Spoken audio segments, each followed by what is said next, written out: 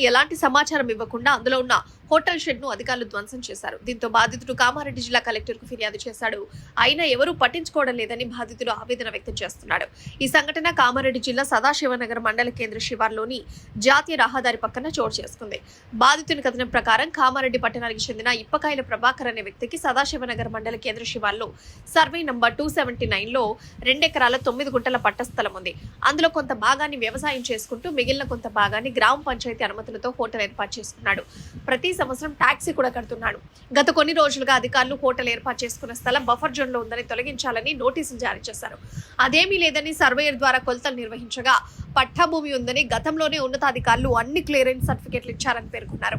ఈ విషయమే జిల్లా కలెక్టర్ సైతం ఫిర్యాదు చేశాడని పేర్కొన్నాడు. కానీ స్థానిక తహసీల్దార్ బఫర్ జోన్ లో ఉందని హోటల్ వెనుక భాగంలో గల షెడ్డును తొలగించారు. ఈ విషయంపై వివరణ ఇవ్వాలని తహసీల్దార్ ను కోరినా ఎలాంటి స్పందన లేదని ఆవేదన వ్యక్తం చేశాడు. తనకు 2.9 ఎకరాల కలదని పట్టా భూమిలో అనుమతి తీసుకొని హోటల్ను నడుపుతుంటే కావాలనే అధికారులు ధ్వంసం చేశారని ఆరోపించాడు. తన భూమికి కాలువకు చాలా దూరం ఉందని ఆరోపించాడు. కానీ అధికారులు మాత్రం నా భూమిలోకి వచ్చే విధంగా కాలువ హద్దులు చూపిస్తున్నారని, తన భూమి పట్టా ల్యాండ్ అని అధికారులు సర్వే చేసి చెప్పారన్నారు. ఈ విషయంపై ఉన్నతాధికారులు విచారణ చేపట్టి న్యాయం చేయాలని బాధితులు కోరుతున్నాడు. దానికి కూడా నేను గ్రామ పంచాయతీ నుంచి పర్మిషన్ తీసుకున్నా. అక్కడ చెక్ డ్యాము నాకు నా హోటల్కు దగ్గర 30 నుంచి 40 మీటర్ల దూరం ఉంటుంది. దాన్ని బఫర్ జోన్గా అని చెప్పేసి అని నన్ను జేసీబీ పెట్టేసి నన్ను మొత్తం నా భూమి మొత్తం తవ్వేసింది. ఆ తవ్విన కాడ నుంచి నా భూమి 2 ఎకరాల 9 గుంటలు వెళ్తలేదు. దాంట్లో 20 గుంటలు తక్కువ వస్తుంది.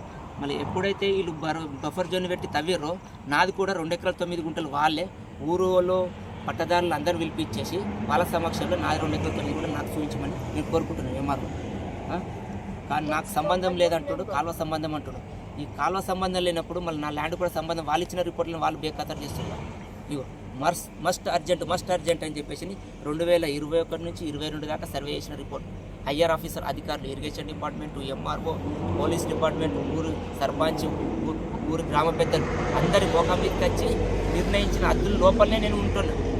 ఇవన్నీ కావని చెప్పేసి అని మాకు ఎటువంటి ప్రూఫ్ ఇవ్వకుండా, కాలువ ఎంతున్నదో చెప్పకుండా, ఎంత వెడల్పున్నా చెప్పకుండా వచ్చేసి తప్పుడు రిపోర్ట్ ఇచ్చి పై అధికారులకు తప్పుడు సమాచారం ఇస్తూ నా మీద కక్ష కట్టి నన్ను ఇలా చేస్తున్నారు. దీన్ని మీరే పరిష్కరించగలరని, ప్రతి ఒక్కరికి తెలవాలని చెప్పేసి, ప్రతి ఒక్క రాజకీయ నాయకుని తెలవాలని చెప్పేసి ఈ విధంగా రైతులను ఇంత ఘోరంగా బాధపెట్టి మమ్మల్ని రైతులను పని చేసుకోకుండా ఈ విధంగా చేస్తున్నాడు. మేము ఏం కావాలి మీరే సమాధానం చెప్పండి. ఈ హోటల్ పైన ఒక 10 కుటుంబాలు బతుకుతాయి. చిన్న హోటల్ పైన ఒక హోటల్ యజమాని, దాంట్లో పనిచేసే 10 వర్కర్లు, నేను నాతోని ఇంకా వాళ్ళ వర్కర్లు